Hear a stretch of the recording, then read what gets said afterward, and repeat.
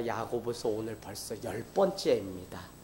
오늘은 말씀 제목이 뭐냐면요, 자신을 속이는 자가 되지 말라. 오늘 22절에 나와 있죠. 자기를 속이지 말라, 기만하지 말라, 이렇게 기록되어 있습니다. 여러분, 야고보서를 우리가 총 다시 한번 생각해 보면 딱 두 가지인 것 같아. 첫 번째 한 가지는 마지막 때 반드시 고난, 시험이 온다는 거예요. 그래서 성도는 그 시험을 우리가 어떻게 이겨내야 되는지 가르쳐 주는데, 시험이 오면 어떻게 하라 그랬죠? 2절에 온전히 기뻐하라. 왜요? 여러 가지 이 시험이 뭐를요? 인내를 만들어내고 또 그 인내가 우리를 구원으로 이끄는 것이기 때문에 고난이 오면은 우리가 인내해야 될 때라고 하는 사실을 우리가 잊지 말라는 겁니다. 여러분, 오늘 말씀 마치면서 결론은 이거예요. 사실은 누가 마지막 때에 남는 자냐? 누가 남는 자냐? 고난은 반드시 있는데 다 남는다고 성경은 기록하는 것이 아니라 반드시 그 고난을 이겨낸 사람만 남아서 하나님의 구원을 본다는 것입니다. 그래서 오늘 이 편지를 쓰고 야고보는 2년 후에 순교하게 되거든요. 야고보는 원래 누구예요? 예수님의 친형제이나. 그가 부활하신 예수님을 경험하고 나니까 전에는 예수를 부인했어요. 자기도 믿지 않았어요. 그냥 육신의 형 중에 한 명으로 생각했는데 오늘 이 야고보 사도는 부활하신 자기의 친형이었던 예수를 보게 되니까 그야말로 메시아구나 해서 1장 1절에 흩어진 12지파에게 편지하는데 자기를 뭐라고 소개하죠? 예수 그리스도의 종이라고 자기를 고백해요. 예수 그리스도의 종이라는 건 이제는 친형제가 아니라 혈육으로 묶여진 것이 아니라 이제는 주의 보혈, 그 부활, 그것으로 내가, 그래서 이제는 육신의 형님이 아니라 내가 그의 종으로 살기로 했습니다 하고 1장 1절이 예수 그리스도의 종이라고 고백을 했어요. 그 종인 야고보 사도는 뭐라고 우리한테 가르쳐 준다고요? 시험이 반드시 있고 그 시험을 어떻게 이겨낼 수 있는지를 우리에게 가르쳐줘요. 그게 뭐였죠? 하나님께 지혜를 구하라는 겁니다. 그러면 후히 주시고 꾸짖지 아니하시는 하나님께서 우리에게 넘치도록 다 주신다는 거예요. 그거를 저는 여러분께 그렇게 말씀드리고 싶어요.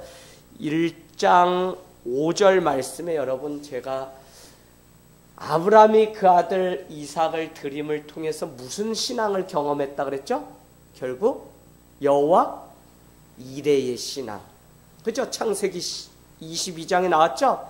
내가 내 독자 이삭이라도 나를 위하여 드리는 것을 보니 너가 나를 얼마나 사랑하는지를 내가 알았다. 그리고는 뭐예요? 아들 이삭을 잡아서 번제로 드리려고 하자 그 수풀에 걸린 양이 보여요. 그래서 아브라함아, 아브라함아, 너가 내 아들 독자 이삭이라도 나를 사랑하게 드리는 것을 알게. 그만둬라.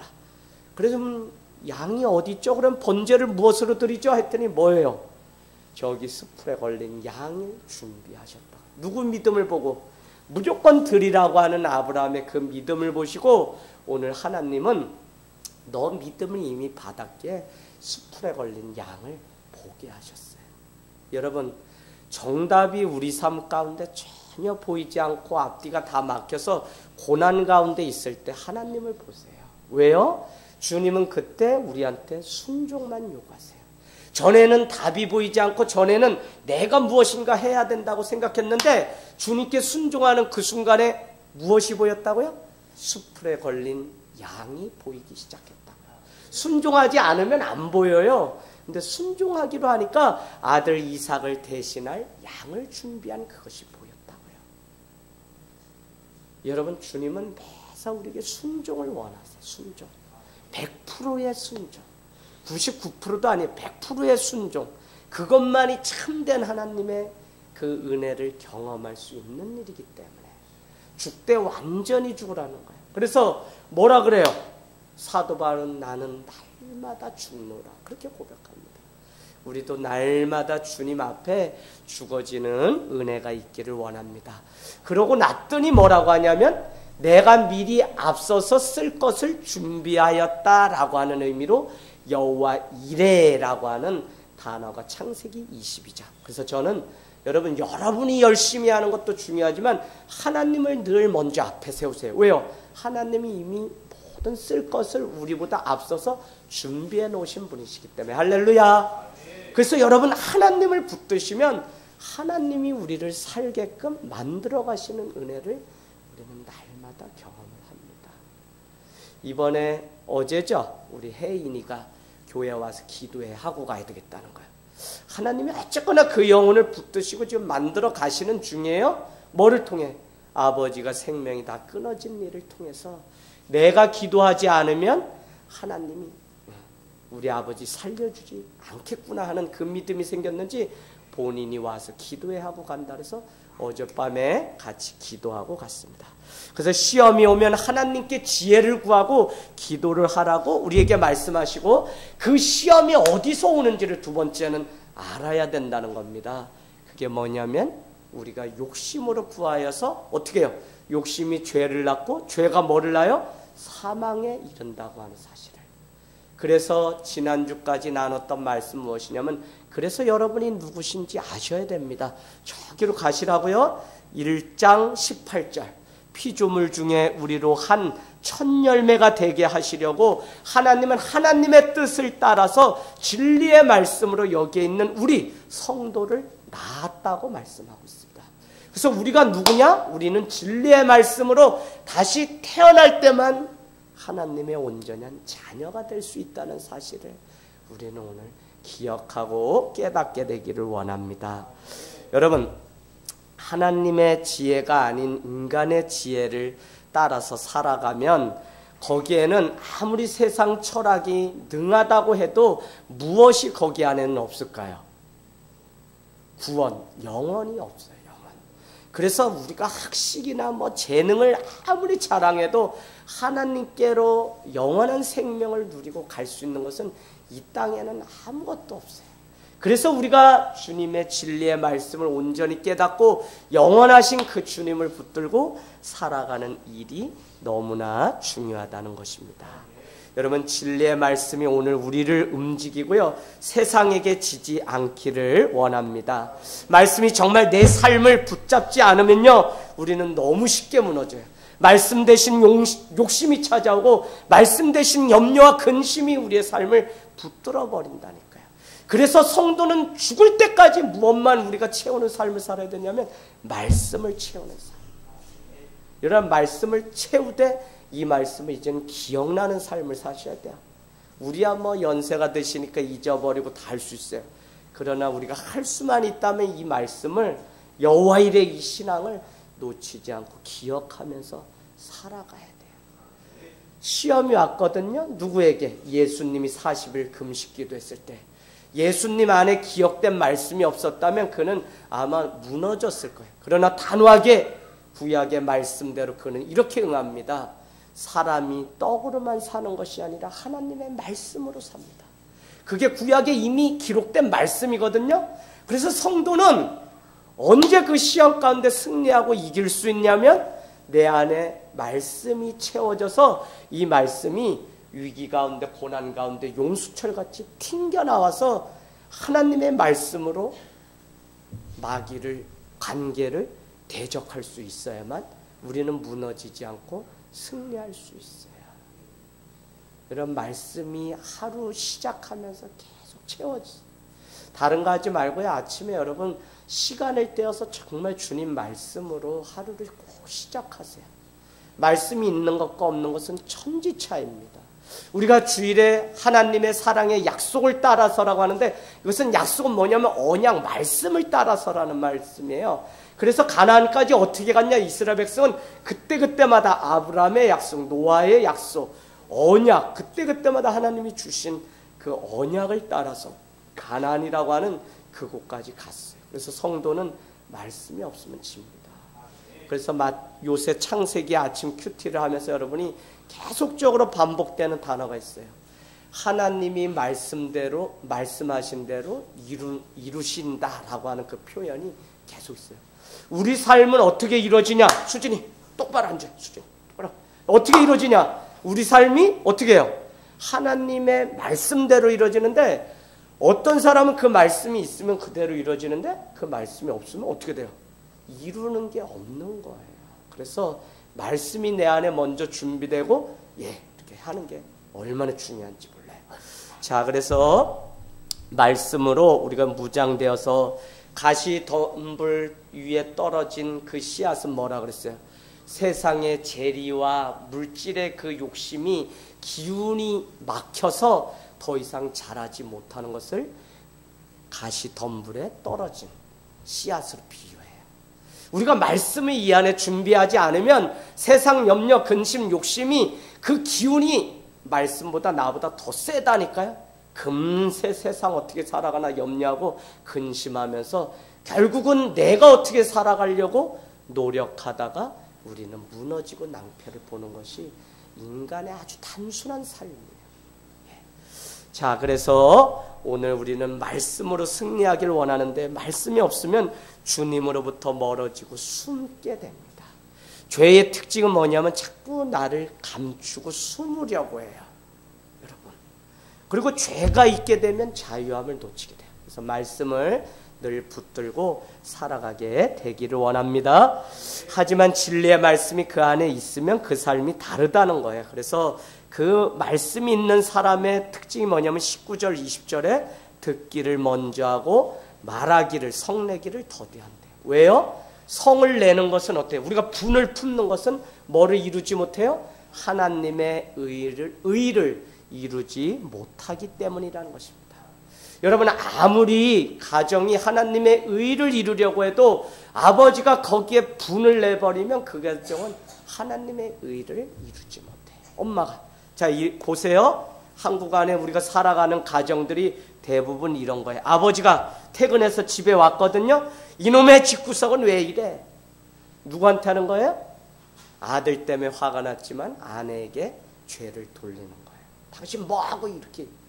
그랬더니 그 말 끝에 어머니가 되는 아내는 뭐라고 이야기를 받아치면 당신이 한 게 뭘 있다 그래. 애들이 이렇게 크는데 뭐 했다 그래.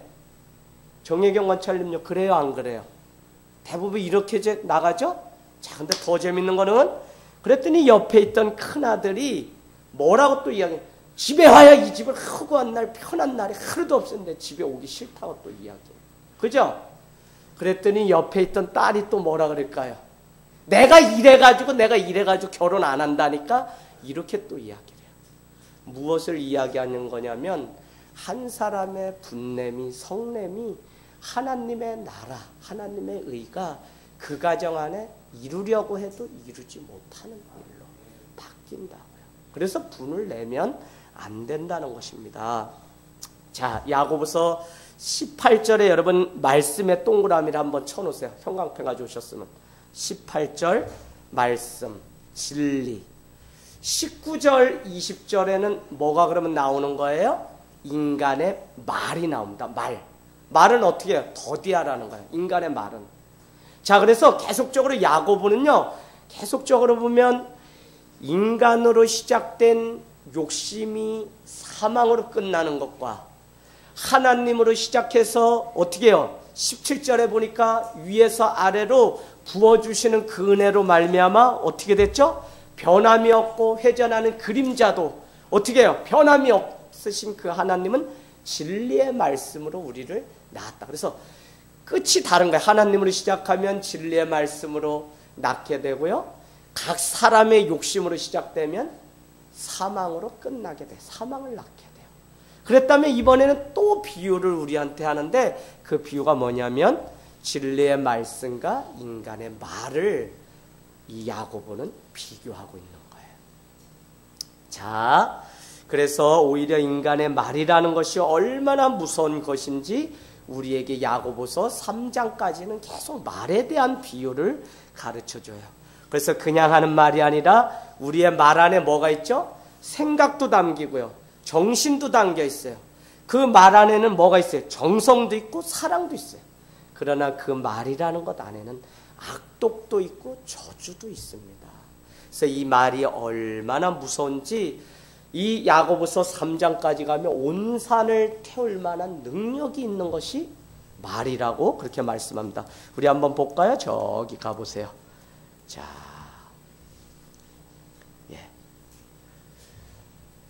3장 6절 보세요. 3장 6절. 혀는 곧 불이요 불의의 세계라. 혀는 우리 지체 중에서 온몸을 더럽히고 삶의 수레바퀴를 불사르나니 그 사르는 것이 지옥불에서 나느니라.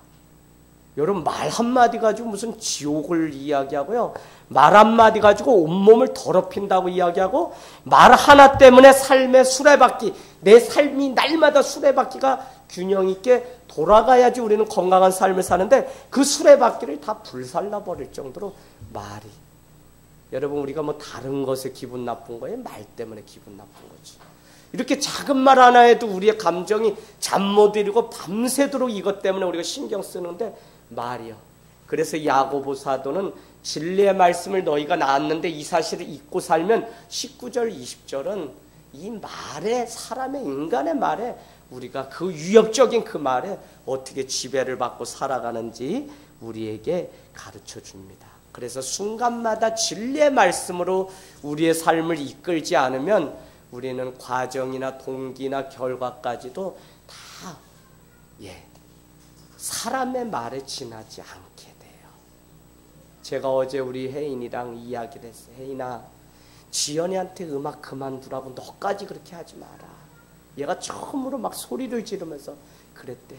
너 이 쉽게 아빠가 이러는데 너 음악 그만둬야지. 너 무슨 뭐 우리가 부잣집이야 말했더니 얘가 너무 괴로웠어. 그래서 제가 혜인이를 붙들고, 혜인아, 지연이가 이 음악이라고 하는 게, 악기라는 게 지연이한테는 너무 중요한 거다. 얘가 하나님이 주신 비전이기 때문에 이 악기를 하는 건데, 너가 조금만 생각하고 하나님의 마음으로 지연이를 좀 이해해 주면 안 되겠니? 그랬더니 얘가 뭐라 그러냐면, 목사님 맞아요. 지연이는 그거를 발견하고 난 날부터 애가 바뀌어졌어요. 우리 집이 지금 이렇게 가는 거 그나마 지연이가 기도해서 그래요. 지연이가 매달 장학금 받고 뭐 교회에서 받으면 다 자기가 레슨비 드리고 아무것도 남지 않는데도 얼마나 열심히 하는지 자기 부럽다는 거예요. 그러면서 이렇게, 내가 고3이니까 이제 6개월 정도 내가 학교 다니고 취업 나갈 수 있으니까 지연아, 우리 6개월만 참고 너 학기 계속 열심히 해서 너 그것 가지고 하나님께 영광 돌려, 이렇게 얘기하겠다고 어제 기도에 마치고 데려다 주는데 고백을 하는 거예요. 그 말로 얼마나 우리 지연이뿐만 아니라 많은 사람을 죽였는데, 하나님의 마음이 이번에 여기 와 닿으니까 아이의 비전이 다르고 말이 달라요. 그죠? 말이 이렇게 중요한 거예요. 한 사람을 살리기도 하고 한 사람을 죽이기도 하는 게 말이에요.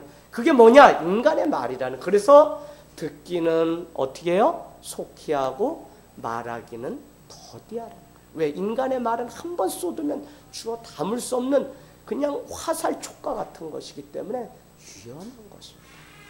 자, 그래서 오늘 19절에서 20절은요, 말씀처럼 살 수 있도록 우리에게 어떻게 해야 하는지를 구체적으로 가르쳐 주었어요.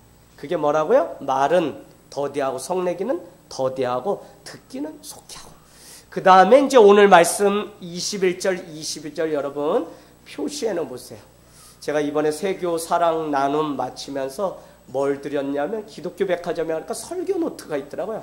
그래서 여러분 한번 가지고 가서 여러분이 써놓고 고민하세요. 저는 쓰라고는 안 하는 사람인데 여러분이 잊어버릴 것 같으면 써서 가서 생각하는 신앙, 고민하는 신앙이 안 되면요, 말씀이 안 남아요. 그건 뭐냐면 이게 맞을까 안 맞을까를 고민하라는 게 아니라 내가 어떻게 하면 이 말씀대로 내가 지켜서 살 수 있을까를 오늘 듣고 가는 말씀을 계속 고민하라니까요. 생각하는 신앙이 돼야 돼요. 자, 그래서 생각해 보는데 21절 그러므로로 시작합니다. 그러므로는 뭐죠? 결과를 말할 때 그러므로. 앞에까지 쭉 이야기하고 내가 그러므로 이제 결론을 말할 텐데 여러분 어떻게 사십시오라고 우리에게 이야기하는 게 21절이에요.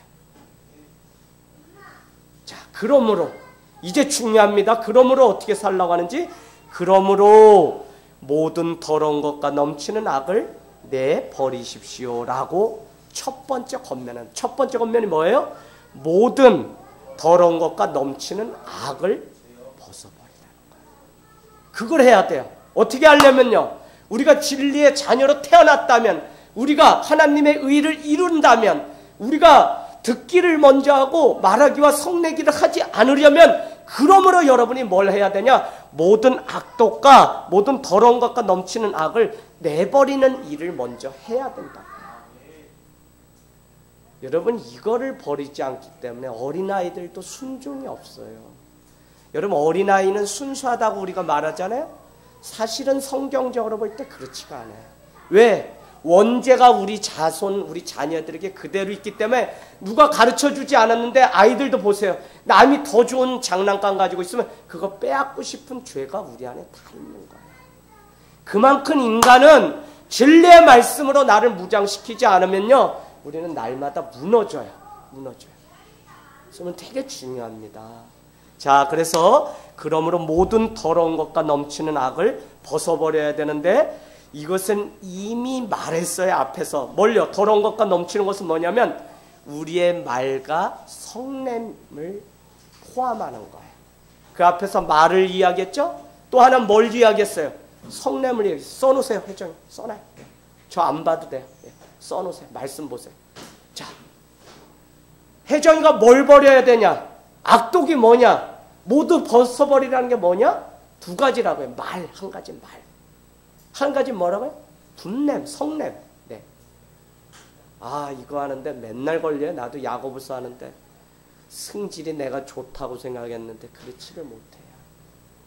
이 썩을 놈의 이 승질. 아, 썩을 놈의 인간이라는 말은 내가 들어봤는데 썩을 놈의 이 성질에 날마다 이게 치는 거예요. 자, 그래서 거기에 내어버리라라고 하는 단어가 너무 중요한데요. 아포티데미라고 하는 헬라어인데 여러분 거기 옆에 이렇게 써놔 보시겠어요? 내어버리다라고 하는 그 의미, 내어버리다라고 하는 그 의미는 뭐냐면 옷을 벗어버리다라는 뜻이에요. 써놔 보세요. 옷을 벗어버리다. 아사다 성도님요, 지금 옷을 벗어버리다가 여기에 나오는 내어버리다. 뭘요? 더러운 뭐와 더러운 것과 넘치는 악을 벗어버리라 이렇게 이야기하는 내버리라고 하는데, 그 내버리라고 하는 의미는 옷을 벗어버리다라는 의미라고. 그럼 뭘 벗어버리라고 하는 것이냐? 옛날 우리가 입고 있던 헌옷을 벗어버리라는 거예요. 헌옷이 뭔데요? 악독과 모든 더러운 것이 헌옷이에요. 여러분, 에베소서에 가면 이런 말씀 있죠. 여러분은 날마다 심령을 새롭게 함으로 옛 썩어질 없을 구습을 쫓는 삶을 사지 말고 날마다 예수 그리스도로 새 사람을 입으십시오라고 하는 에베소서 5장인가의 말씀이 있어요. 날마다 새 사람. 그럼 새 사람이 되려면 어떻게 해야 되냐면 이 헌옷을 벗어버려야 돼요. 우리 집안은 이렇게 살아왔어요. 우리는 이래요. 내 성격은 이래요. 이거 다 옛날 헌옷이에요. 지금 우리가 입어야 되는 것은 새 옷인데, 그 새 옷은 뭐냐면 예수 그리스도의 보혈을 경험하고 예수 그리스도의 사랑의 옷을 입은 그 새 옷으로 우리가 갈아입어야만 우리는 어떻게 해요? 벗어버리는 게 돼요. 여러분, 의인은 없나니 하나도 없어요. 모든 사람이 죄를 범하였음에 하나님의 영광이 이르지 못하느라. 로마서 3장이 우리에게 말씀해요. 우리 의롭다고 이야기해요. 어떤 사람은 성격이 느긋하니까 나는 우리 아내보다 좀 낫다. 내가 그래도 뭐 하니까 우리 남편보다 내가 좀 낫다. 다 자기 기준이야. 아무것도 없어요. 의인은 없나니 하나도 없고요. 모든 사람이 죄를 범하였음에 하나님의 영광에 이르지 못하는 거예요. 자, 그러면 결론은 뭐냐면 우리는 다 벗어버려야 돼요. 다 옛날 허돈, 내가 지금 입고 있는 이것은 다 벗어버려야 돼. 그 중에 말이나 성냄이 포함돼요. 자, 그래서 이게 너무 중요한데, 새 옷은 오직 예수 그리스도를 만남으로 내가 새로 변화된 그것 외에는 새 옷이 없는 거예요. 자꾸 헌옷은 왜 입냐면 편하잖아요. 오랫동안 입어봤고 나인데 잘 맞으니까. 그 안락함, 그것이 나에게 익숙하고 편하다고 하는 그것을 벗어버려야 돼요.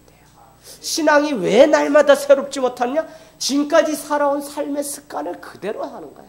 뭐가 왜 꾸준하지 못하느냐? 한 번도 세상 삶을 꾸준하게 해보질 못했어요. 여러분 열심히 사는 것과 꾸준한 거는 천지 차이입니다. 열심히는 누구나 다 열심히 산다 그래요. 그러나 정말 저 바위가요, 패이고 구멍이 나기까지는 처마 끝에 물이 똑똑 계속 작은 방울이라도 꾸준하게 떨어져서 그것을 수십 년 수백 년 때렸기 때문에 그 바위가 빵꾸가 이렇게 그 구멍이 나는 거예요. 꾸준함은요 아무도 이길 수가 없어요. 이길 수가 없어요.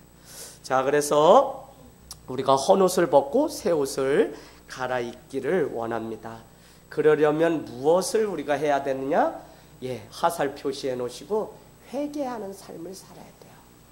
마가복음 1장에 요단강에 오신 예수님, 세례 요한은 첫 번째 메시지가 뭐였죠? 회개하라, 천국이 가까웠느니라. 이 땅에 오셔서 예수님이 우리에게 가르쳐준 메시지는 다른 거 아니에요. 회개하라는 것만 우리에게 가르쳐줬어요. 왜요? 회개가 없이는 온전한 새 옷을 갈아입고 하나님의 나라의 백성으로 우리가 살아갈 수 없기 때문에 그래요. 아사다 성도님 이거 이해하시죠? 이해하시죠? 이 원리를 알게 되면 우리는 결국 자유한 사람이 돼요. 왜요? 내가 회개해야 되는 거지 다른 사람을 회개하라고 하는 게 아니고요. 내가 주님 앞에 서야 하는 것이지 다른 사람을 세우기 이전에 내가 먼저 서야 되는 거예요. 그래서 내가 회개를 해야 돼. 내가. 자, 그래서 오늘 회개하라고 하면 사람들은 기분 나빠요. 그러나 왜냐하면 자기의 죄를 보지 못하며 자기의 의를 먼저 내세우기 때문에 죽어도 회개를 못하고 살아가는 그리스도인들이 참 많습니다. 신앙이 자기의 옷, 자기의 의를 덧칠하고 덧입는 것으로 착각하면서 신앙생활을 하는 사람이 너무 많아요. 가령 이런 거예요. 내가 더 많이 기도했기 때문에, 내가 더 많이 말씀을 보았기 때문에 내가 더 의인이다라고 착각하는 사람들도 너무나 많아요. 그렇지가 않아요. 제자훈련에 보면 주님을 믿는 것과 주님을 매일 만나는 삶은 천지 차이라는 걸 우리가 배우게 돼요. 주님은 다 믿죠, 우리가. 근데 왜 삶이 이 모양이에요? 주님을 매일 순간마다, 아니 1초마다 주님을 만나는 삶이 되지 않을까? 우리 안에 성냄이 찾아오는 거예요. 여러분, 누가 분을 냈죠? 가인이 분을 냈어요. 아벨을 자기가 돌로 쳐 죽이고 내 아우 아벨이 어딨냐고 했더니 분을 막 내면서 내가 내 아우 아벨을 지키는 사람입니까? 라고 하나님께 분을 냈어요. 또 분을 냈다는 표현이 나와요. 어디에 나올까요? 응? 요나서에 또 나와요. 요나서에 보니까 저 멸망에 죽을 저 백성들, 니느웨 사람들 이방인에게 복음이 임하면 저들이 산다고 가서 외치라고 하자 요나가 화가 났는데 오메 거기에 갔더니 호박넝쿨 안에서 날씨는 엄청 뜨거 죽게 되는데 그 사람들이 호박넝쿨 안에서 그냥 너무 태평성대로 두니까 그걸 보고 또 시기하고 화내요. 아니 이스라엘 백성 혈통이나 피로나 모든 것을 볼 때 유대인만 구원받는다고 했는데 내가 왜 저 이방인들에게 와가지고 이 고생을 하면서 너도 구원받을 수 있다고 시기하고 질투. 여러분 우리 안에 이런 거 다 있어요. 여러분 영혼이 오면 무조건 교회는 환영하고 사랑해야 돼요. 저 사람이 자격이 돼서 아니 나도 자격이 안 되는데 온 거예요. 저 사람이 100번 잘못하면 100번을 용서할 수 있는 곳이 교회가 돼야 돼요. 물론 어려워요. 그래서 우리가 하나님의 마음을 품지 않으면 전혀 그 마음을 우리가 가질 수가 없어요. 여러분 제자 훈련을 받고 이제 주님의 제자가 마지막 사명을 우리가 이루는데 무엇이 늘 걸림돌이 되냐면 하나님의 마음을 품지 못하는 게 늘 걸림돌이 돼요. 교육도 다 받았거든요. 근데 그 교육은 결국 마지막은 뭐냐? 하나님의 마음을 지속하고 품는 훈련이. 그래서 그 말이 다르고 그 행동이 다르고 저 죄인을 향해서도 먼저 다가가서 안고 사랑할 수 있는 그 마음 유지하는 게 그게 그렇게 어려운 거예요. 그러니까 어떻게 해요? 제자훈련이 하루아침에 교재 하나 맞춰서 그냥 제자다 이게 아닌 거예요. 그러니까 하늘땅교회 제자훈련이 벌써 무슨 넉 달 끝난다고 신청해라 한 게 뭐 2년이 뭐예요? 3년을 지금 들어가요. 3년을. 그러나 여러분 이거 맞춰도요. 또 평생 제가 여러분의 삶을 또 점검하고 저도 또 점검해요. 누가요? 탁경성 목사님이. 재긴이 잘 있나? 그러고 저 또 몇 마디 하는 거 저 딱 들어보고 얘가 은혜 가운데 사는지 아니면 요새 목회에 쫓겨서 막 애가 거칠어졌는지 그거 다 보시고 저를 만나러도 오시고 또 삶을 점검해 주세요. 자, 오늘 여러분 우리는 회개를 해야 돼요. 자기 의의 누더기를 다 벗어버려야 됩니다. 평생을 신앙생활하여도 중심이 하나님께 있지 않으면 우리는 자신에게 있을 수밖에 없어요. 그래서 내가 옳다고 생각했던 모든 것에서 벗어나야만 하나님의 말씀으로 인생을 다시 시작하면서 걸어갈 수 있어요. 서영아, 아이고 우리 서영이. 서영아, 목사님이 지금 말씀 전하는 거 이해는 되니 서영아? 이해돼요? 어려워요? 서영아, 너도 막 이렇게 친구 보고 뭐 그러면 미운 마음도 너 안에 들 때가 있지? 그러면 수희랑 막 좋게 지나다가 또 어느 날은 또 막 수진이 않니? 그러면 싸우게도 되지? 그거를 성경은 성낸다고 하는데 그 성냄을 하지 말라고. 하나님의 나라가 그러면 우리에게서 멀어지는 거야. 그러면 어떻게 하라고요, 목사님? 서영아, 하나님의 말씀으로 늘 여기에 그래야만 하나님의 마음이 여기 안에 있으니까. 이제 이해됐어, 서영이? 아이고 똑똑해요. 자꾸 눈만 껌뻑껌뻑거리는데 딱 2번 얘기했더니 이렇게 벌써 이해가 딱 돼요. 얘들도 다 알아요. 자, 그래서 오늘 야고보 사도는 편지를 쓰고 2년 후에 순교하게 됩니다. 그러면서 21절 여러분, 두 번째는 그럼 뭐를 하라고 했죠? 첫 번째는 모든 더러운 것과 넘치는 악을 내버려서 헌옷 버리고 이제 새 옷 갈아입으라고 했다면, 두 번째는 너희 영혼을 능히 구원할 바 마음에 심어진 말씀을 온유함으로 받으라고 이야기합니다. 말씀이 다시 등장해. 말씀. 자, 이것을 원문으로 보면 뭐라고 앞에 돼 있냐면 뭐라고 돼 있어요? 온유함을 받으라라고 하는 명령문으로 사실은 이 말씀 구절이 시작해요. 온유함으로 받으라 뭐예요? 너희를 구원으로 이끄는 신비의 그 말씀을, 이렇게 구성이 됐어요. 그게 한국어로 이렇게 바꾸다 보니까 맨 나중에 온유한 마음을 받으라라고 돼 있지만 사실은 온유한 마음이라는 게 가장 중요한 거예요. 그래서 받으라고 우리한테 명령했어요. 그러려면 우리를 구원으로 이끄는 그 신비의 말씀을 어디에? 내 신비는 뭐예요? 마음에 새기는 걸 신비라고 그러죠? 마음에 이 말씀을 새기라는 거예요. 그러니까 이 말씀이요, 들어도요, 우리 마음의 신비에 새기지 않으면 이 말씀은 그냥 거기에서 끝나는 거예요. 없어지는 말씀이 되는 거예요. 그렇게 되면 어떻게 돼요? 지는 거죠. 우리는 지는 거예요. 순간마다 져요. 누구 뭐 미워하고 싸우고 안 싸우고의 문제가 아니라 내 자신이 이미 하나님의 평안을 뺏기면서 살아요. 뭐가 없어서? 약속이 없으니까. 자, 그래서 오늘 말씀은 여러분 거기다 표시해 보실래요? 위에 성냄이라는 단어와 또 반대가 되는 단어가 뭐예요? 온유함이라는 단어를 또 대조해서 설명하고 있어요. 성냄은 뭔데요? 성냄은 진리의 말씀이 없으면 성을 내게 돼 있는데, 그래서 하나님의 의를 이루지 못하는데, 온유함 뭐예요? 신비의 말씀이 여기 안에 새겨져서 구원을 능히 주시는 그 신비의 말씀이 새겨지는 것을 바로 온유함이라고 그렇게 이야기합니다. 자, 그래서 여러분 마태복음 5장 5절 여러분 거기 그냥 써놓으세요. 마태복음 5장 5절에는 뭐라고 되어 있죠? 온유한 자는 복이 있나니 뭐요? 그들이 위로를 받을 것이요. 위로를 받는다. 온유한 자는 위로를. 누구한테 한번 좀 여쭤볼까요? 김태식 권찰님요. 온유한 자는 뭐요? 하나님의 위로를 받는다 그러거든요. 요 혹시 좀 이해가 이렇게 되세요? 반대로 했을 경우에 내가 온유가 아니라 분을 내고 성을 내게 되면 어떻게 해요? 위로가 돼요? 아니요, 내 안에 염려와 근심과 걱정만 돼요. 교회 안에서도 우리가 그런 거잖아요, 그죠? 이렇게 가서 보면 내 하루를 오늘 생각해. 괜히 내 안에 자꾸 걸리는 게 있다고요. 그게 뭐예요? 주님이 주시는 마음이겠죠? 그래서 우리가 이게 너무 중요해요. 관계 속에서 온유함을 가지고 살아가는 게. 자, 마태복음 5장 10절도 여러분 써놓으세요. 마태복음 5장 10절에는 이런 말씀이 있거든요.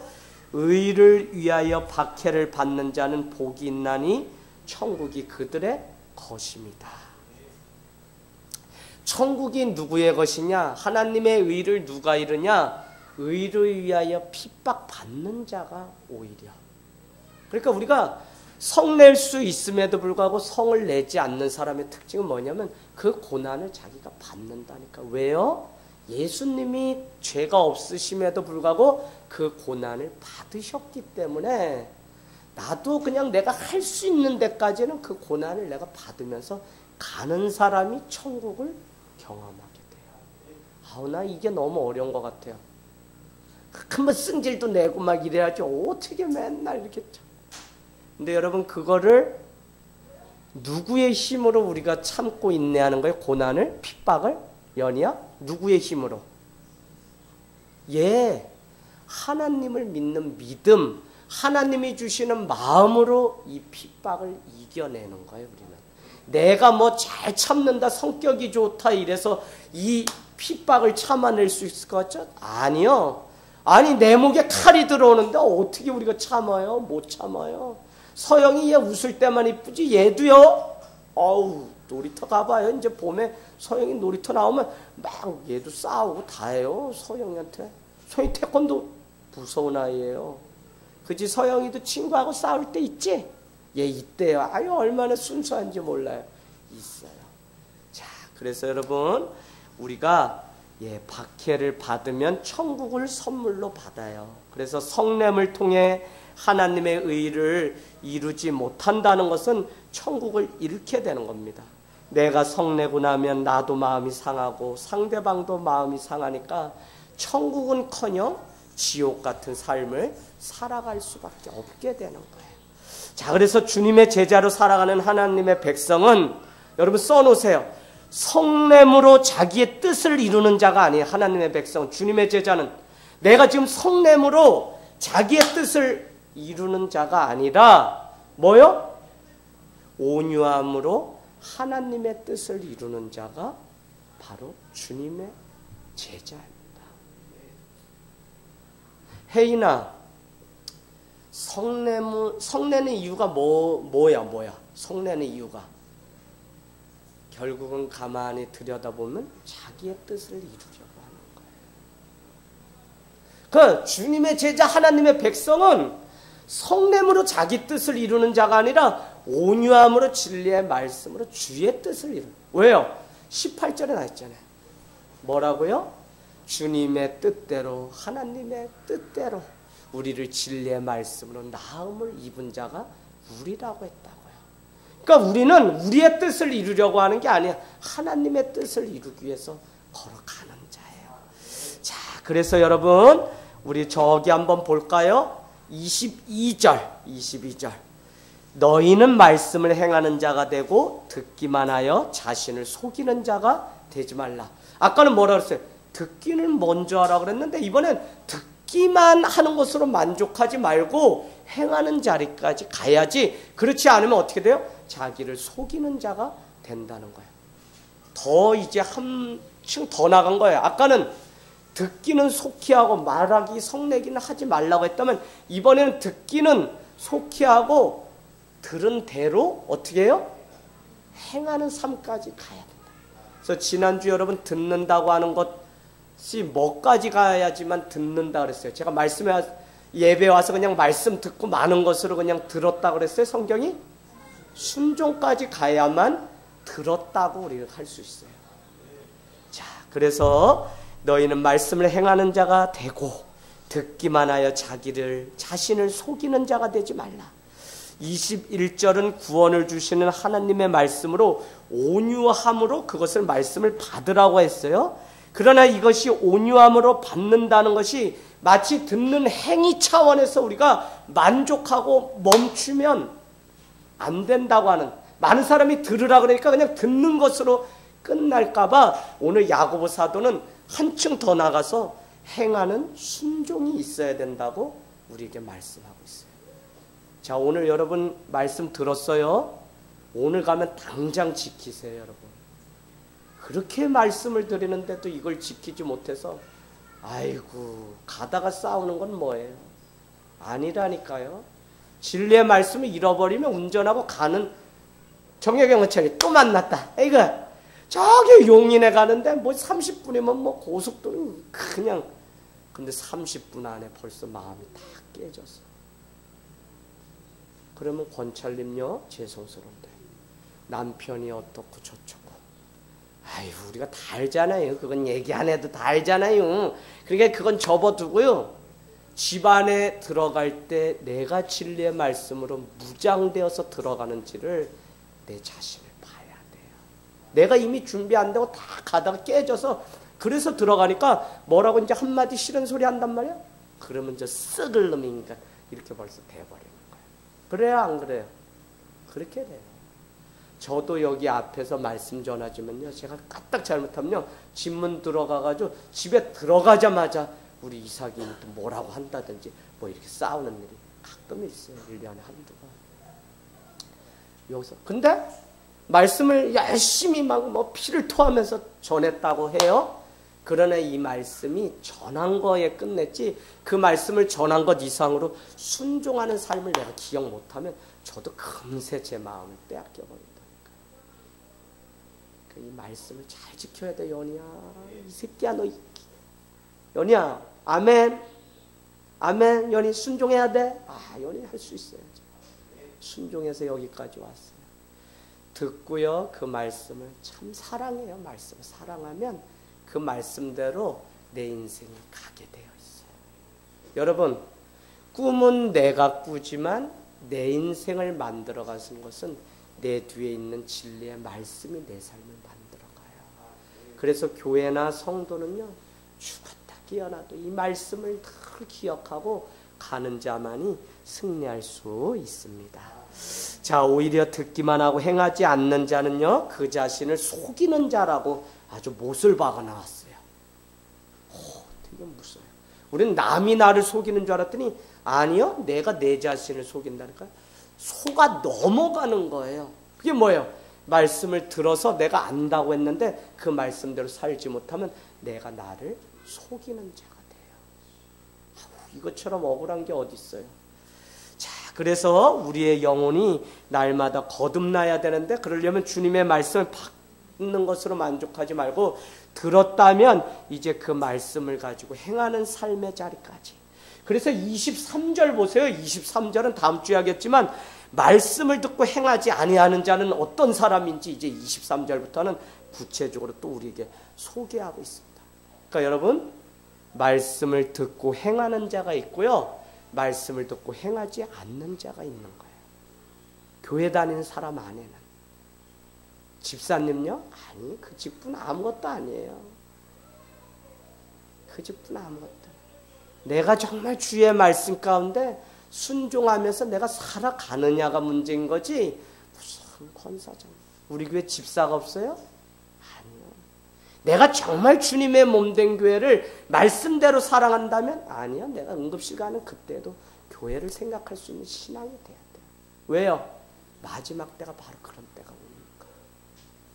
저는 예배 안 드렸다고 정죄하는 게 아니라 마지막 우리가 믿음을 지킨다는 게 그렇게 그냥 핑크빛처럼 쉽게 그냥 내가 하고 싶으면 하고 안 하고 싶으면 안 하고 그런 게 아니라니까요. 쏘가 넘어가는 사람들이 다 어디 있냐면 교회 안에 지금 다 있어요. 사단이 마지막에 크게 웃으면서 좋아할 일을 누가 만들어요? 교회가 지금 만들고 있어요. 목회자가 무너져요. 성도들이 다 무너져요. 어떤 교회는 요새 제가 너무 다단계로 중심이 다단계로 모인 교회가 있어서 신문에 크게 난 걸 봤어요. 목회자가 다단계하고 그 다단계하는 회원들이 교인이 되고요. 교회 안에 들어오면 서로 물고 물건 서로 팔아주고 다단계에서 그걸 가지고 11조를 내는데 하나님이 기뻐하실까요?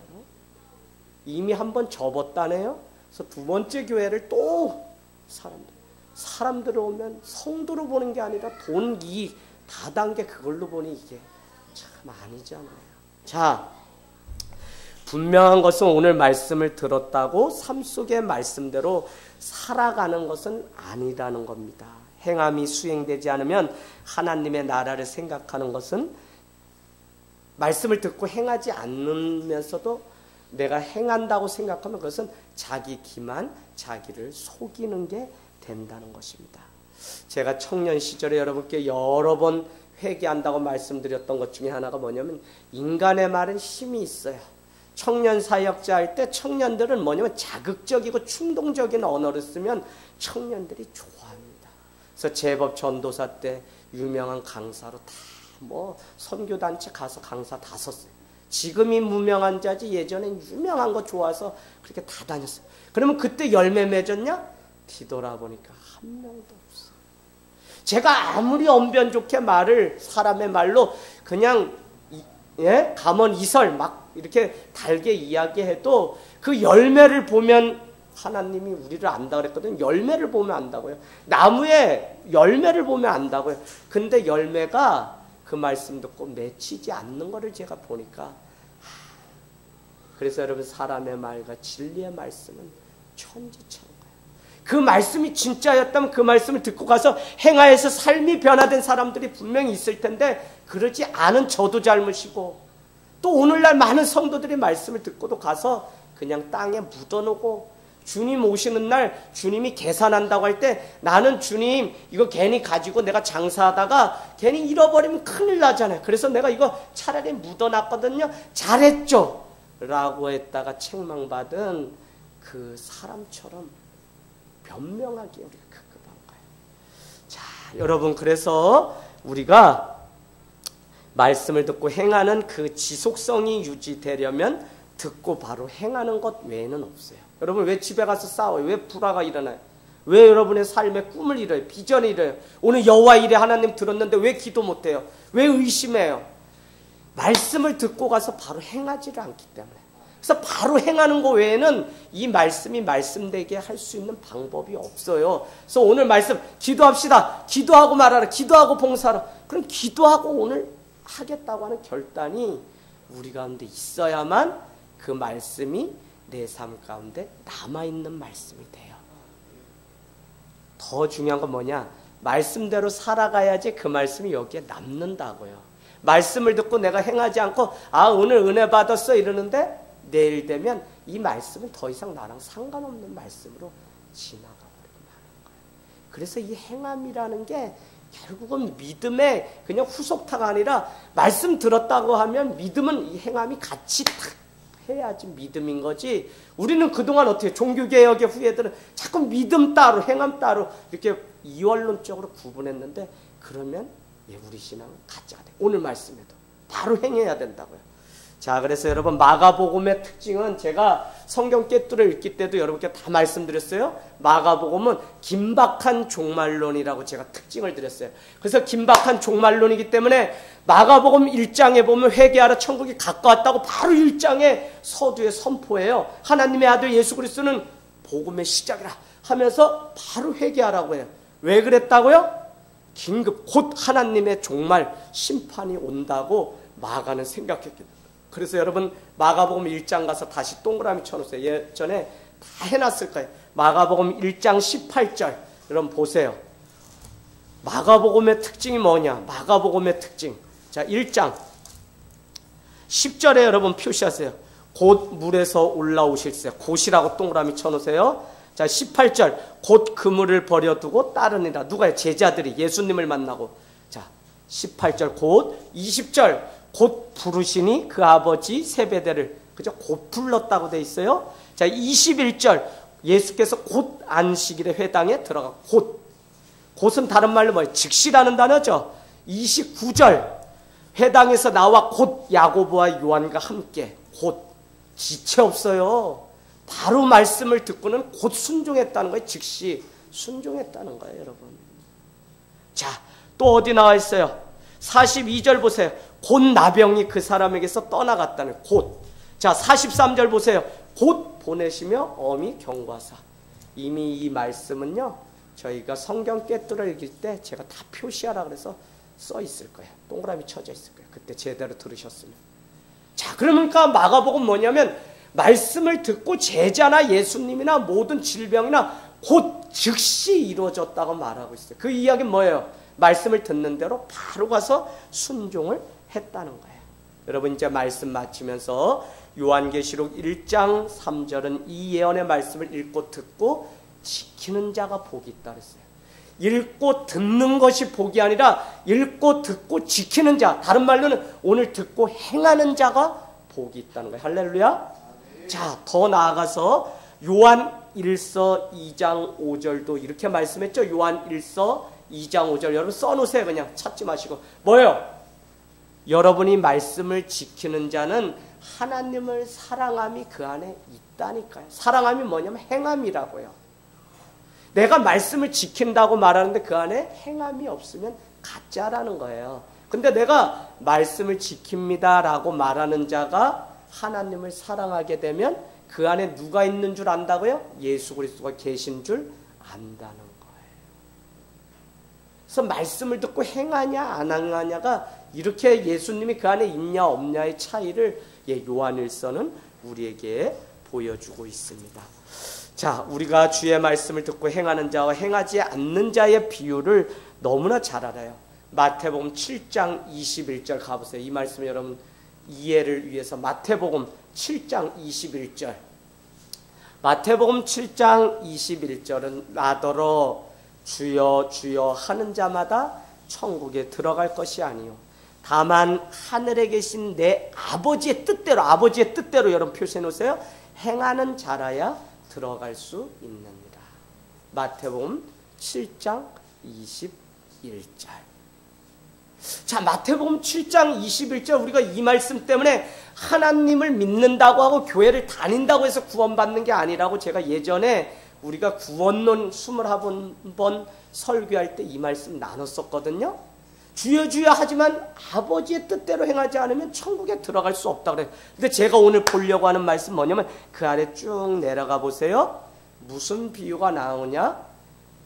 반석 위에 지은 집과 모래 위에 지은 집의 비유가 바로 나옵니다.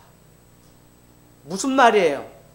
아버지의 뜻대로 지은 집이 무엇인지를 우리한테 이제 비유해 주는 거예요. 어떤 사람 모래 위에, 어떤 사람은 흔들리지 않는 반석 위에 집을 지었는데 둘 다 특징은 공통점 뭐죠? 들었다는 겁니다. 들었다. 그럼 거기 듣고라는 단어 얼른 찾아서 동그라미 쳐놓으세요. 들었다는 거예요. 다. 7장 21절 다음에 듣고. 혜인이 찾았니? 자, 듣고. 다 들었다 그래요. 모래 위에 지은 집이나 반석 위에. 그런데 듣고 어떻게 해요? 행했는지 안 행했는지의 차이를 거기서 드러냈어요. 듣기는 다 들었다니까요. 집지라는 이야기. 말씀을 다 들었다니까요. 그런데 제가 이 어린아이들 청소년들도요. 다 이렇게 보면 다 들어요. 예배 때 다. 그러나 여전히 자기 안에 이 고집 때문에 아이들이 이 말씀을 다 버리는 일들이 얼마나 많은지 몰라요. 다 어른들도 그런 거예요. 그래서 일찍이 서영이 이런 아이들이 왜 귀하냐면 고집이 더 생기기 전에 얼른 듣고 행하는 삶. 요 예한이 얘기함이 다 귀해요. 이 사실을 안다면 부모가요. 자녀에 의해서 다른 거 해주려고 하지 마세요. 저희 다 후회 그거잖아요. 일찍이 좀 더 아이들 믿음 가운데 내가 세웠어야 했는데 못한 게 우리 후회잖아요. 아이 때문이라도 우리는 말씀 앞에 부모가 무릎을 꿇는 삶을 보여주어야 된다고요. 야, 이 새끼야! 이렇게 하라고 아무리 말 많이 해도요. 아이들이요. 벌써 10살, 20살 되면 아무도 부모 말 안 들어요. 듣는다고 착각하는 거예요. 혜인이가 그래요? 혜정이가 그래요? 에이구. 다 그래요. 용화도 그래요. 용연도. 다만 말씀을 어느 정도 이해하고 들었냐에 따라서 그 아이의 삶이 다른 거예요. 자, 그러면 모래 위에 반석에 다 들었는데 행했냐? 행하지 않았느냐의 차이인데 그 차이 하나가 큰 차이의 결과를 만들어낸다고요. 왜요? 바람이 불고 또 뭐요? 비가 내리고 창수가 나고 바람이 둘 다 불었는데 반석 위에 지은 사람은 여러분 표시해 놓으세요. 지혜가 있는 사람이라고 거기 써놨죠? 지혜가 있는 사람. 그죠?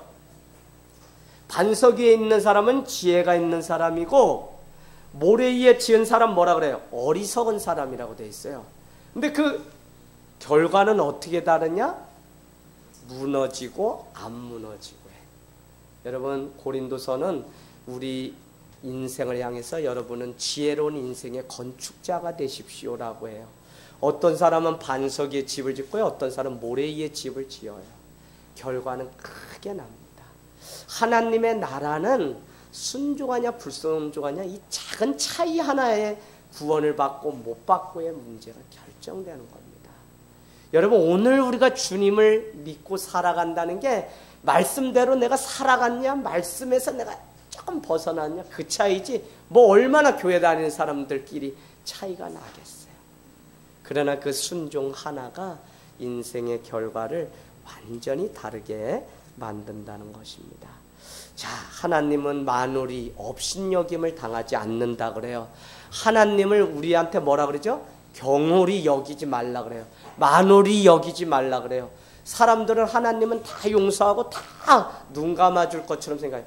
만홀히, 경홀이라고 하는 단어는 속아 넘어가지 않는다는 의미입니다.